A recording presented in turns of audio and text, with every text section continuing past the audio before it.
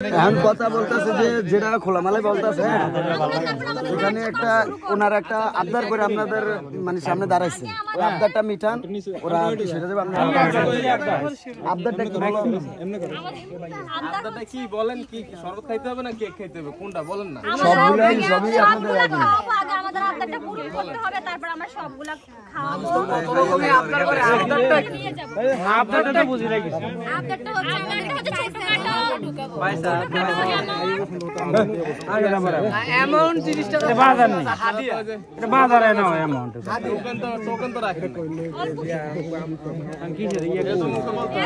এত ছাড়, আমি আগে বলছি আমরা বেশি কথা বলবো না। কথা তো বেকান আপনারা বেশি তো কইতেছেন, কথা তো বেকান আপনারা কইলেন। বান্ডিলটা কই?